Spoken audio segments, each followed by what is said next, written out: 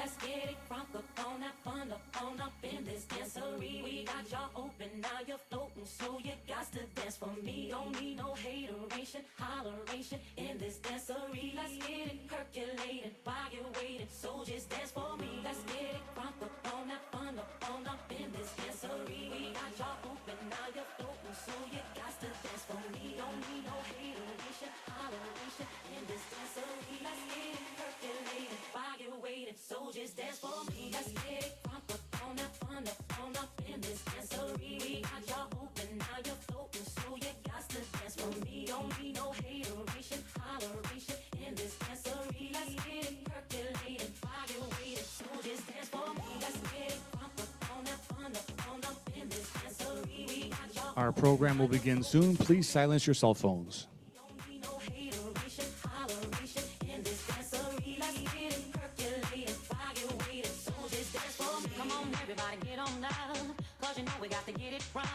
Mary J is in the spot tonight, and I'ma make you feel alright. Come on, baby, just party with me. Let loose and set your body free. Leave your situations at the door, so when you step inside, jump on the floor.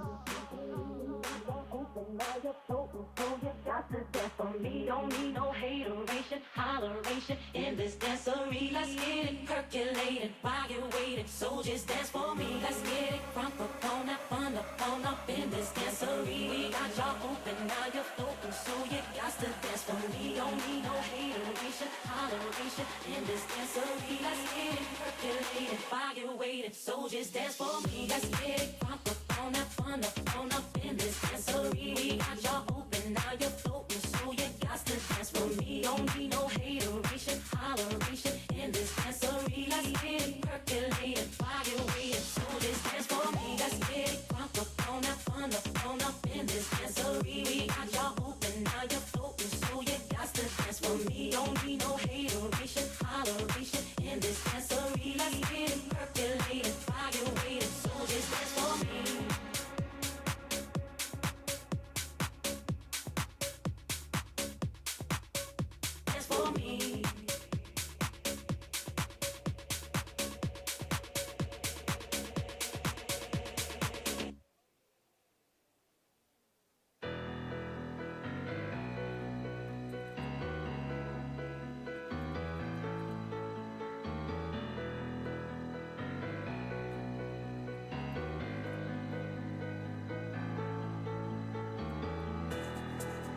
Just a small town girl.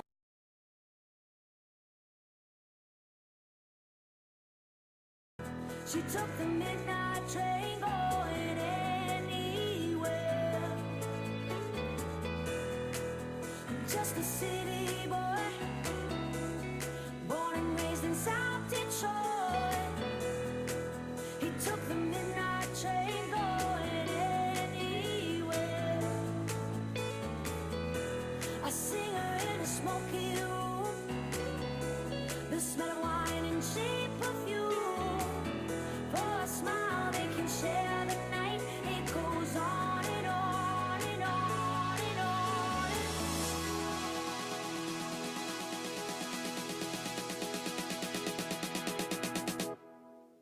Strangers waiting, go up and down the boulevard. Their shadows searching in the night.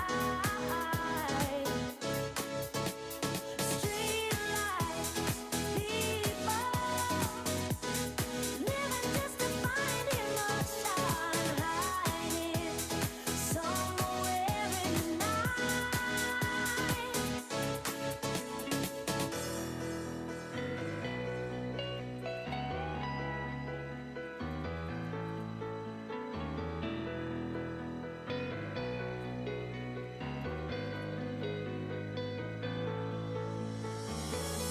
Working hard to get my fill. Everybody wants a thrill. Paying anything to roll the dice just one more time. Some will win, some will lose. Some are born to sing the blues. Where the movie it never ends, it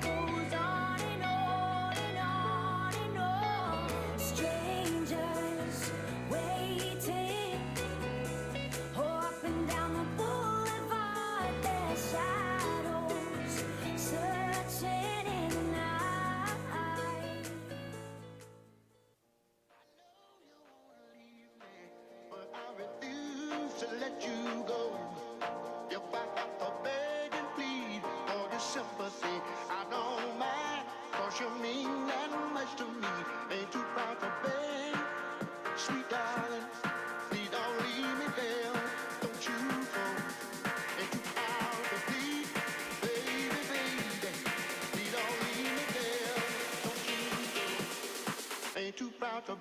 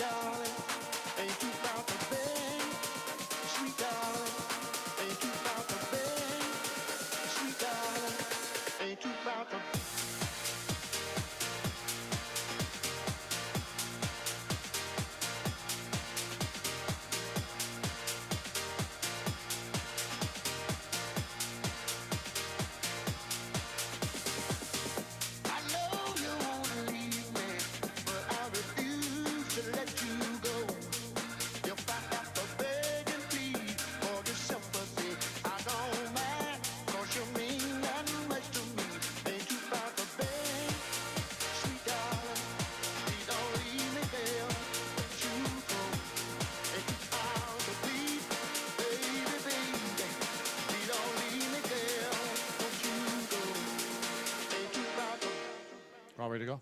Yes. All right, everybody, good afternoon, everyone. Thank you for joining us today. Please join me in welcoming Erie County Executive, Mr. Mark Polenkars. Go ahead. SUNY Niagara President, Dr. Lloyd Holmes. Right to the podium, yeah. Congressman Tim Kennedy. Niagara Orleans Labor Council President Jim Briggs. Community Health Center CEO, Dr. Levon Ansari. And now, please stand and give a big round of applause for the 57th Governor of the great state of New York, Governor Kathy Hochul.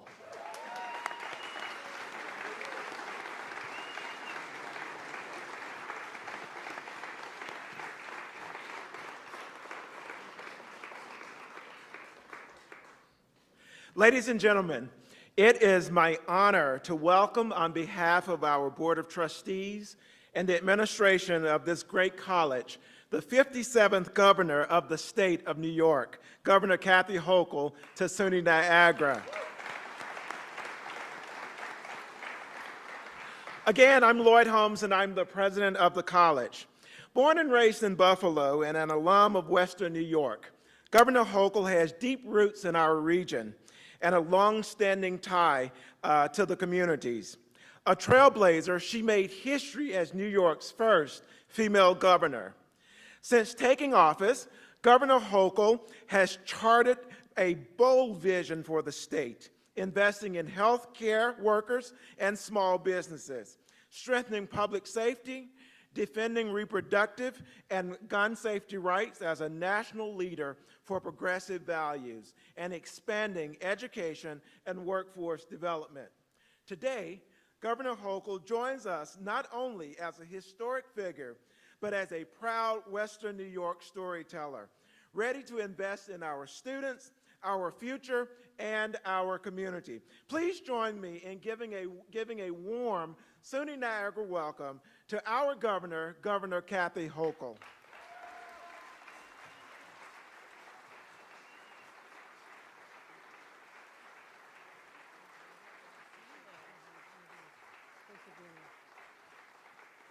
Good morning. Afternoon. Yeah, afternoon. I was just kidding. Well, you talk about my Buffalo roots, and therefore you must say, instead of saying hello, I'm saying, go Bills. Okay. Oh, come on. Go Bills. Okay, okay. That's much better. Mark Levy would appreciate that on his 100th birthday. First of all, I want to thank Dr. Holmes for welcoming us to an institution that I was honored to represent as a member of Congress over a decade ago. His leadership here has transformed the lives of many young people who are looking to get that opportunity, that ladder of opportunity to take them to a new career. And I want to thank him. Let's give him another round of applause for his hospitality here today. And we'll be one of the beneficiaries of our new law put in place where we're going to have free SUNY tuition for students going back to college who are age 25 to 55, because we believe in investing in our students who are heading into those high-demand careers. So thank you. I also want to thank Congressman Tim Kennedy. Thank you all the way from Washington, sometimes, not always, but I want to thank you for representing the region with such heart and passion, and you come from many, many years' experience of working together in local government and state government, so it's great to see our congressman here as well as Jim Briggs, the president of the Niagara Orleans Central Labor Council. Jim and I have done a lot together. Let's give him a round of applause, and all the men and women in labor who are here today. Dr. Ansari, the CEO of the Community Health Center of Buffalo, a rock star in her own right. We also have Majority Leader Crystal Peoples-Stokes. I want to thank her for joining us here as well. Crystal is in the room, I'm told. All right, she's coming. She's on her way. Commissioner Tim Hogues, our Commissioner of Civil Service. A neighbor down the road, County Executive Mark Poloncarz. Thank you for joining us. You know, today we stand in solidarity with the people of Western New York and here today in Niagara County. All of us, everyone in the state right now is under attack. It's come from an administration that is heartless and callous. And I want to thank all the people who are standing shoulder to shoulder with me as we strategize, work hard, mobilize, organize to take on these fights. For the last 6 months, Donald Trump and his co-conspirators have been waging an all-out war on the working class. We've had spineless congressional Republicans, including 7 from our state and in this district, who've given President Trump free rein to unravel the social safety net that I know personally so many people rely on in this region, and have literally a wrecking ball swung against our economy. On Friday, this reckless trade war meant one thing: new tariffs. How do you spell tariff? T-A-X. Is nothing other than a disguised tax. And who would you do that with? One of our greatest allies, people that we know as our friends and neighbors, the people of the great country of Canada. Now, these are also just plain and simply going to raise taxes on everything. The cost of everything is going to go up. Everything. And all the hard-earned work you do to bring home that paycheck, it's going to go less and less to buy the groceries you need, like the ones we see here. Real consequences when parents start heading back to the stores for back-to-school shopping, something I'm really glad I don't have to do anymore. But I know what it's like. You know, we should try and figure it out. I mean, where are we going to get our clothes from for the kids? How are we going to manage this? You know, they outgrew their sneakers from the year before. The backpack looks a little ratty, time for a new one. They outgrew the clothes. I know this experience as a mom. And my heart goes out to them because they're working so hard. I always brag about the work ethic of the people here in Western New York because I know how hard everyone works. You know, we have grocery stores that'll be bringing in produce that costs more. Home builders, I want more homes built in this entire region to give people the dignity of home ownership. And now the costs will keep going up and up because of the additional costs on Canadian labor. These are real consequences on our towns and cities and our people. But also, the tourism industry is taking a hit. Our culturals, sporting events, the downtown areas that people have visited for so long with ease coming over from Canada. Guess what, my friends? They don't want to come anymore because they've been insulted, disrespected by the President of the United States. And I know this personally because I convened with other Northeastern governors, the premiers of all the Canadian provinces. I sat down with them. What'll it take to get things back on track? We love you. It wasn't us, it was him. And you know what? The hurt is deep when you insult them and their leaders and say that you should be the 51st state. I talk about the impact directly on Western New York because I know it's real. I took my grandbaby, first visit to Buffalo ever, she's 3 years old, last weekend. Canal side, I've always looked at that and said, I want to have grandkids someday because they'll like this so much. And finally, the grandkids are here. I said to the leadership at Explore and More, an extraordinary children's museum, I said, what's it been like for you? He says, we're devastated. We used to get 1,400 Canadians visiting every month. Now it's 40. That's just one example of what's going to happen to our museums and our culturals and our malls. They come in to shop, stay in our hotels, come for sporting events. All unnecessary, this infliction of pain on so many others.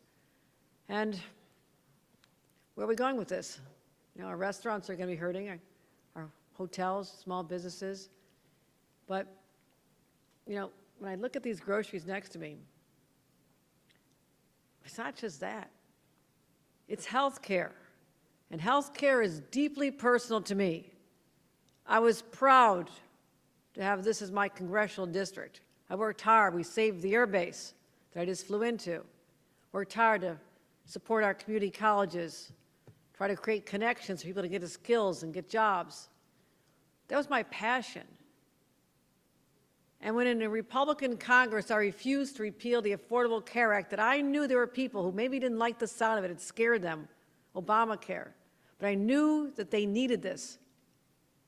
When I would not repeal that, I lost my seat the next year. I'll always stand up and take votes that are courageous in the sense and take the consequences. But that was when people didn't realize that something like food nutrition programs, SNAP, we always took that for granted. Democrats and Republicans had always supported this because it was a sense we can support this, it helps the farmers. And I was so proud to represent so many farmers here in Niagara County.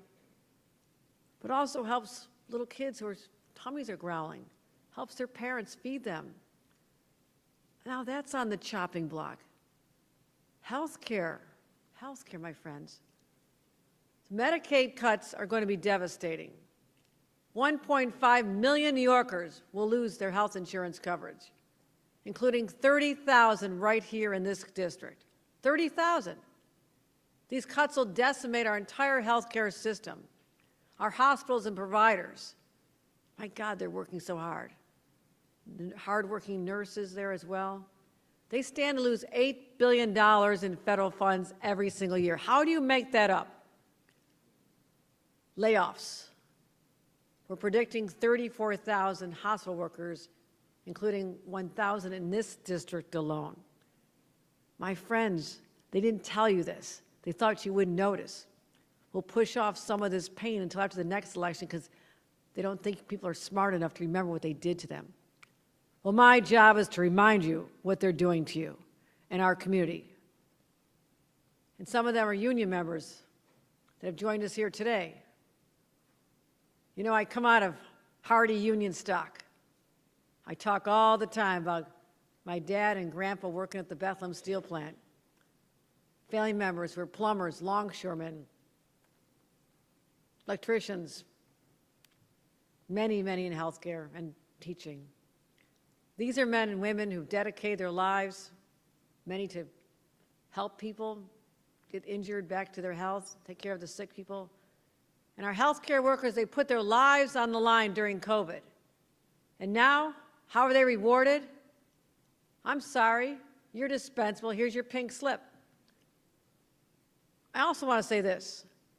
Despite the fact that half of all New Yorkers, half of all New York children are on Medicaid, 1/3 of all New Yorkers are on Medicaid.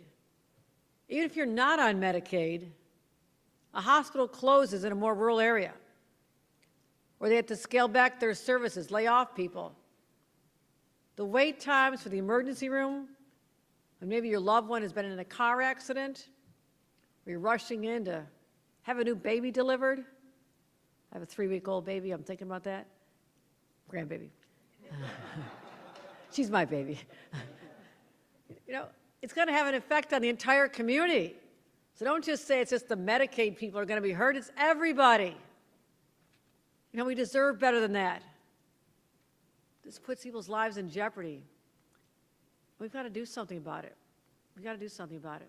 And I just refuse, and I know everyone in this room does, to abandon sick children and seniors in nursing homes. Largest Medicaid dollars are spent on our grandparents, our parents who need nursing home care. You know, and I'm mentioning SNAP, we have about 84,000 children who are going to lose food. That makes me, it's chilling to me as a mom. But there are some people who don't have that same heart, who don't seem to care as much. And I'm referring to the 7 Republicans in Congress who had the power to do what was right. If any one of them, 2 of them walked together into the Speaker's office and said, you know what, we just can't do that to our districts. We're from New York. We can't do it. Don't go there. None of them did it, including Congresswoman Kennedy, who now represents this district. They're all more concerned about lining the pockets of billionaires. Oh, we can give you tax cuts. Well, how do you pay for it? Oh, these poor people aren't going to do anything about it. They don't have any power. Really? I mean, her priority is making President Trump's birthday a national holiday instead of fighting for hungry kids? I mean, come on. You know, it gets a little frustrating, but I'm motivated. I'm fired up. Continue teaming up with our great congressional delegation, Tim Kennedy from here all the way down to Hakeem Jeffries in Washington. Some of these people don't have any idea what compassion's all about, but we do. Compassion means you take care of people. We don't turn our backs on others. And I'm going to tell you this as we're wrapping up on this. I have done everything I can to help in the state of New York. I consider being your governor the highest honor of my life. In our budget this last year, I said last year, the year before, I said, we have to do more to put money back in people's pockets. They're struggling. So we worked together. Crystal Peoples-Stokes has joined us. We worked hard to find a path to put upwards of $5,000 back in the pockets of hardworking families. How do we do that? For little kids, families with little kids, if you have a child under the age of 4, which I know personally is the most expensive time because all that formula and diapers cost so much, $1,000 back in their parents' pockets. Older kids, $500 per child. School lunches and breakfasts, we're covering the costs. So parents don't have to get up and make breakfast anymore, and no little child will go hungry in school. Or suffer the shame and indignity of being that child that everybody else knows has to get the special assistance because their parents are poor. They're no longer going to be stigmatized.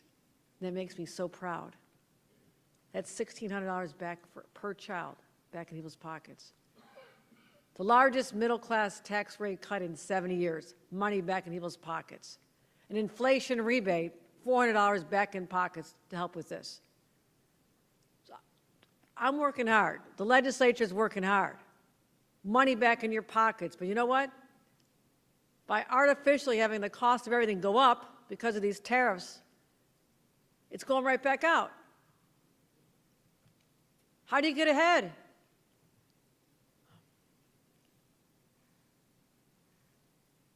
But my heart will not be filled with despair. I still have hope. I don't want people to worry. I want them to know they have leaders who care about them deeply, but also fight like hell for them. And we are ready to fight back. And I don't care about those who say you can't do it.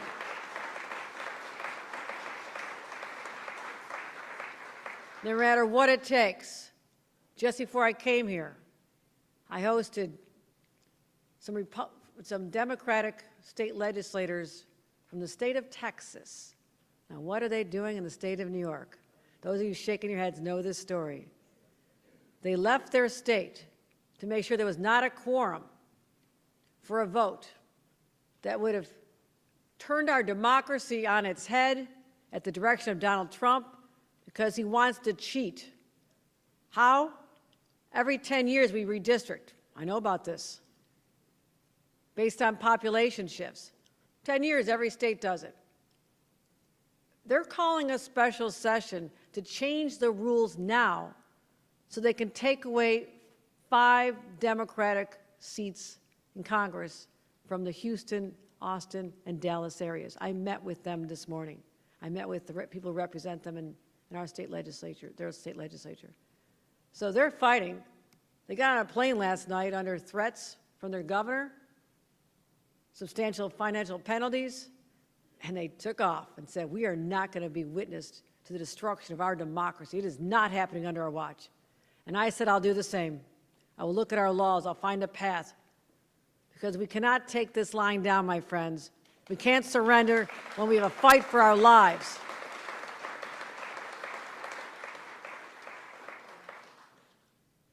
The following year, I'll make sure everyone knows about this. Everybody's going to know in the state of New York what has happened to them. But all of you have a job to do as well. You all have your networks, your circles, your workplaces, your union members.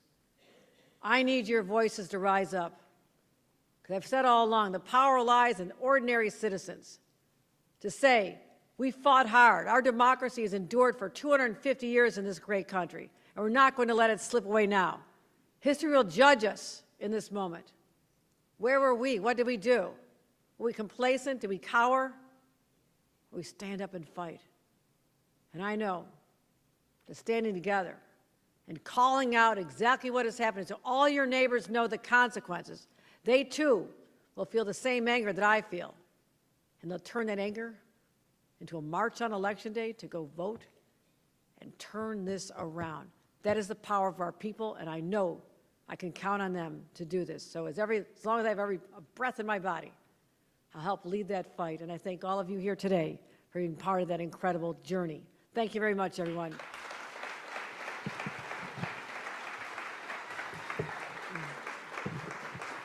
Thank you. Thank you. Ladies and gentlemen, let me bring up our great Congressman Tim Kennedy.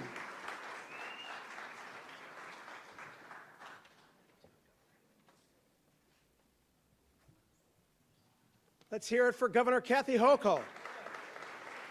Thank you, Governor. Thank you for leading New York. Thank you for leading our community, and thank you for leading us in this fight against the big, ugly bill. It is time we galvanize, we stand up, we use our voices, we use our vote, and we fight back against the monstrosity that is the big, ugly bill. And Governor Hochul, we're so grateful for your leadership and your support. Especially, it's wonderful to see you back home here in Western New York. Let's hear it once again for Governor Hochul. Welcome home. Remember, the history maker herself, first woman governor, first mom governor, and yes, congratulations again, first grandma governor in the state of New York. And to all of my colleagues in government from across Western New York, and so many that are here at SUNY Niagara under the leadership of President Dr. Lloyd Holmes, thank you for your stewardship, for hosting us here today. My great allies and partners in government, from County Executive Poloncarz to Majority Leader Crystal Peoples-Stokes to Mayor Tyler, to the legislators in Niagara County and Erie County and City of Niagara Falls and Buffalo, all across our community standing up for upstate under the leadership of Governor Hochul. I see my great friend, Pastor Mark Blue, here with us as well. Thank you for your leadership. As we come here to SUNY Niagara, that has been a leader in education and higher ed across New York, but starting here in Western New York, using millions of federal dollars to go towards programming and tuition assistance. SUNY Niagara is emblematic of the approach to public service that we know works. A bottom-up approach to higher education that leads to a bottom-up approach of leadership across our community. And what we're seeing from my colleagues across the aisle in Washington, the congressional Republicans, And President Trump is just the opposite. They're acting like bullies to the people of America, bullies to the people of New York, and bullies to the people of Western New York. They don't believe in the ability of government to help people raise themselves up and live the American dream, rising up out of poverty and expanding the middle class and helping those that need it the most. They see our government like a piggy bank. They want to rob the poor in our community and the middle class, to give the richest in this nation, to give tax breaks to the billionaires in this country. That's what the big ugly bill did. It was the largest transfer of wealth in American history, where the rich get richer and the poor get poorer, on the backs of the middle class in America, where all of those tax breaks that they're trying to sell to the people of America that were part of this big ugly bill, you know what? They expire. You know what doesn't expire? What they made permanent? A tax break for billionaires. That is wrong, and it's immoral, and it's un-American. By far, this bill was the worst budget bill in American history, a betrayal of the values that we stand for as Western New Yorkers, and yes, as Americans. And the damage was so staggering, so deep, that we'll be digging ourselves out of this big ugly bill for generations to come. 42 million Americans are at risk of cuts to their nutritional assistance benefits, SNAP benefits, that keep our kids and our seniors and our veterans fed across this country. 1 in 4 nursing homes at risk of closure in this country. Over 300 hospitals, including in rural communities, rural America, at risk of closure in this country. These are communities represented mainly by Republicans. They've turned a blind eye to their own constituency in order to line the pockets of the donor class, the billionaires in this country. And when fully implemented, this abomination of a big ugly bill will gut 17 million Americans, including 1.5 million New Yorkers, from their health insurance. Think about that. People are going to lose their health insurance.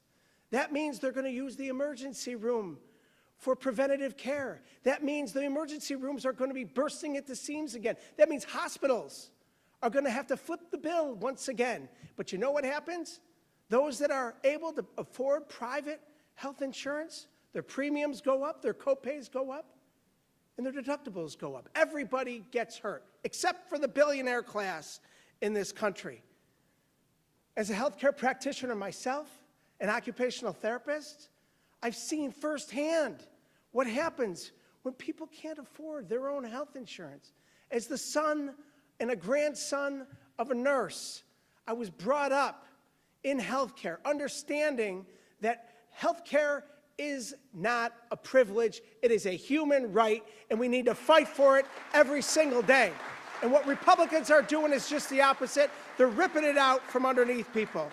So pain is going to be felt across the urban, suburban, and rural parts of our community, of our state, and our nation. That's why we need great leaders like Governor Hochul and the legislature to stand up and fight for us in this time. New York, thank God we live in New York, isn't it? Don't you feel that way? Because when we're seeing what's happening across this country, it is horrific. And when we see what's happening down in Texas, as the governor had mentioned, you want to talk about un-American? They're cheating the system, they're rigging the system, and they're making it worse off for all Americans. But we're not going to let them win, are we? We are going to stand up and we're going to fight for what's right. So as we stand up and we fight back against these cuts to nutritional assistance, against these cuts to Medicaid, against these cuts to Medicare, against these cuts to health insurance across this country, we're going to stand together, we're going to organize, and we're going to mobilize, and we're going to fight back. We're going to use our voices, and we're going to use our vote, and we're going to hold those responsible that are allowing these cuts to go forward, and we're going to hold them accountable at the ballot booth. Are you with me? Yeah. Well, we're not going to take it laying down. Congressional Democrats are united. New York State Democrats are united, and we're going to fight like hell to cancel the cuts that they've put forward. So let's cancel these cuts, let's get back to Washington, and let's put in place reforms that are right for the people of America and make sure that we're doing what's in the best interest of the people of New York and this great nation. We have to stand up and fight, and we won't stop until we win. And I'm proud to stand with you as a Western New Yorker, as someone who comes from a labor household, and as someone who has fought for organized labor and working families my entire life, to introduce to you somebody who truly cares for the people that he represents. Let's hear it for organized labor first and foremost, and let's hear it for the next speaker, Jim Briggs, the president of the Niagara Orleans Central Labor Council. Thank you so much.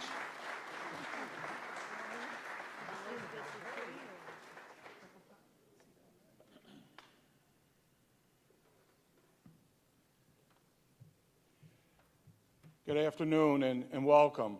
It is truly an honor to stand here today shoulder to shoulder with our Governor, Kathy Hochul, and our Congressman, Tim Kennedy.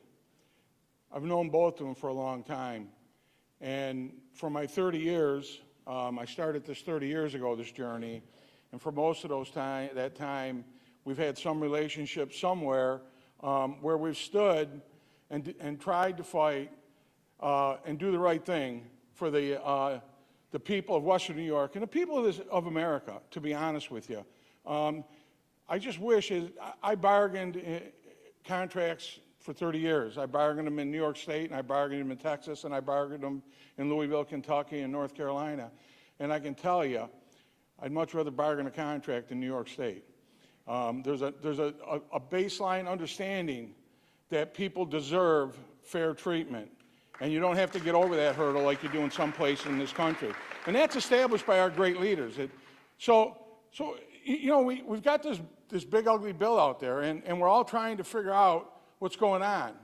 Well, I can tell you, over 30 years of bargaining, every time something like this has happened, and there's never been anything close to this, what has happened is it's affected organized labor as well as the unorganized. When people go to the hospital and start using it as a doctor's office, premiums go up. Our members pay, in most cases, a percentage of those premiums. So when we're at the bargaining table, the hourly wage that's possible gets shoved over to the health care that's going up because people don't have it. The hospitals have to fund some level of that back. This big ugly bill isn't affecting those who need it the most alone. It's affecting all of us. And that's why it's a fight for all of us. We in this country have always taken the position that we're equal. We're not judged by income. We're not judged by color. We're not judged by age. We're not judged by sex. We're judged as people, equal every day, every minute of our lives. And that's what's made our country and what we do so great. We've always fought. I know that I'm standing here today after 30 years in the movement and saying, I'm okay. I'm okay. But what do I have to do to make sure that next generation is okay? I got to stand up against the big ugly bill and the people who support it. And that me, when I talk about me, I'm talking about organized labor. There's nothing I've done over 30 years that I've done alone. I've done it with the people in organized labor. We've done it as a group. I believe that if we're going to be successful, we have to remember somebody stood up and fought for us, and now it's our turn to stand up and fight for them. We can take this as a bump in the road. This ain't a bump in the road. I had a discussion before. We've seen in the past politics that attack the work we do and attack middle-class America on many occasions. And it's usually we're on a little slope. Well, this president has thrown us off a cliff. With this bill, the next generation will not have what we have.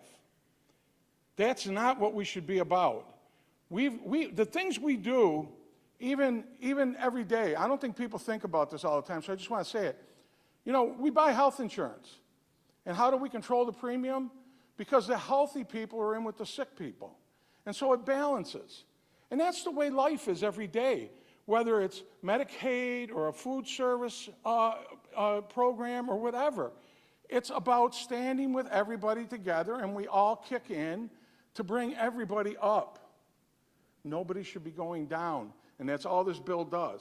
It's a race to the bottom. Tariffs? Tariffs ain't going to fix anything. You want to fix the trade? I'll tell you how. Organized labor knows how. Don't deregulate, regulate. Regulate the countries that want to bring their products into this country. Create child protection laws. I've met kids 13 years old at Pittsburgh Children's Hospital who are being surgically repaired because they're forced to work in Malaysia at 13.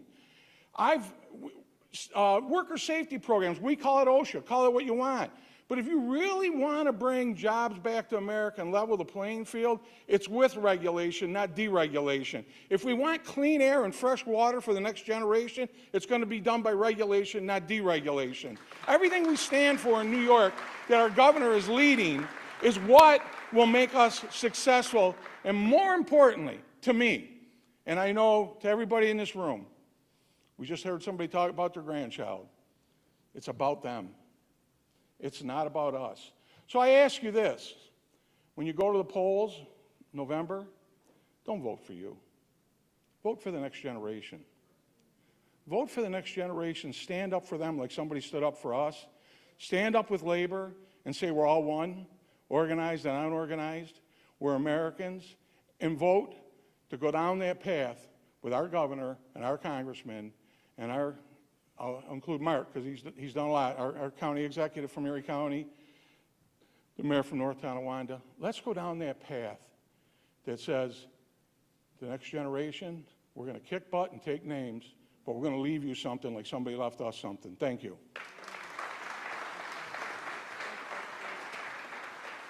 Please welcome to the stage Dr. Levon Ansari.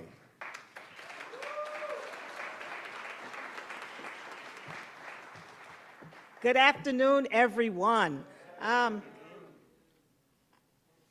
am thankful to have this opportunity to speak today about something that cuts really hard, cuts hard in our hearts about this nation,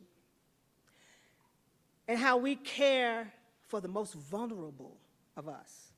It is an honor to stand here as a soldier and gather and reflect on both the history and the future of healthcare in this country and in Niagara Falls. A community rich in resilience, strength, and determination. First, I would also like to recognize my governor, Kathy Hochul, for her leadership, commitment, quality healthcare across New York State, and your presence and continued support, and a powerful reminder that policy, with all my legislative friends, and progress must go together, hand in hand. And I'm going to take a personal privilege to talk about the governor and myself, how we've been in the trenches. When COVID first hit, the governor was not governor then, she was lieutenant governor. And she was one of the first legislators to come to one of the churches in Buffalo when we were short of vaccinations and all our lives were in danger because we had a disease of 100 years we have not seen. She was one of the first ones on the ground with me with this health center. I also want to bring May 14th, 2022, the tragedy at Tops. My health center is 1.5 miles from there. The governor was there on the front line with us. Now here we are again, saving lives, which is man-made. So I want to acknowledge the incredible people, particularly of Niagara Falls. I just want you to know that most people don't know I worked here for 10 years, so I'm glad to be back home. I have a health center in Lockport, and I have health centers in Niagara City. And I want to talk about the incredible people that people forget in rural America. Our elders, our advocates, our healers, our everyday heroes that long carry the weight of injustice, yet have never stopped fighting for what is right. So from the legacy of those who were enslaved in this region, and to the generations who built this city through labor, care, and faith, this community has always been on the forefront of change, even when the systems were against us. So this big, beautiful bill, behind the headlines and the political slogans, lies a harsh truth. Deep cuts to Medicaid and the potential impact that threaten the health and stability of millions of Americans is no joke. I want to share a story that shows the importance of health care, behavioral health, and what this means in this big, beautiful bill. I got a call from my son about 1.5 years ago, and he called me in an emergency. I was on my way to work, and he says, "Mom, do you remember so-and-so?" I said, "Yes." He said his son just hung himself. The son lived with the grandparents, and they found him in the garage hung, 13 years old. His friend was not my patient. So my son has to take him to the funeral home to see his son to help do the funeral arrangements. His dad was a working homeless. So as a health center, we deal with crisis every day, not just care we deal with the whole person. So those cuts don't just affect numbers on a budget sheet. They affect children, seniors with disabilities, and working families, many of whom already struggle for access for consistent quality care. Rural hospitals, community health centers, clinics. We cannot sustain what we're going to lose. Community health centers alone in this state will lose $300 million. We are already on very small margins. So I want to just be clear that this is not just a healthcare issue, it's everyone's issue. The heart doesn't know any color. The brain doesn't know any color. So if you need help, you think you're going to go, "Oh, I need a black person or a white person"? We're going to do what we have to do because the human spirit and the human body is the same. So cutting Medicaid doesn't create efficiency. It creates emergencies, as we talked about earlier, emergency room backlogs, untreated mental illness, rising infant mortality rates. The cuts will also cut health care, a system where we need to save money. So instead of weakening Medicaid, which, by the way, most people don't know that Medicaid is the biggest insurer, the government in the country. Instead of weakening it, we should strengthen it. We should be honoring the lives that we saved, the doors that we've opened, and the dignity that it provides. Medicaid is not a luxury. It's a lifeline. And any bill, no matter how beautiful, quote unquote, it may sound, must not come at the cost of people's health. So we can and must invest in innovation, efficiency, and access without gutting fundamental programs that have held generations together. So today, we raise our voices. We talked earlier about our voices. We don't have a money problem. We have a human moral value problem.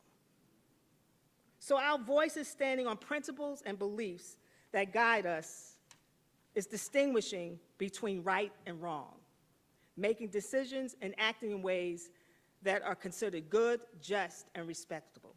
Right now, the loudest mic are those that look like they're in the negative. But we're going to have the drop the mic moment, as the kids say. The same way that we exercise our physical muscles Now is the time for us to practice our moral muscles. We're not in opposition for change, but in defense of fairness. Let's fix what's broken without breaking the people who trust us to protect their care.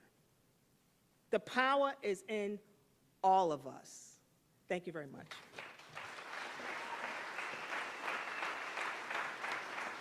Thank you, everybody. That concludes today's announcements. We appreciate you coming. Travel safe. Thank you.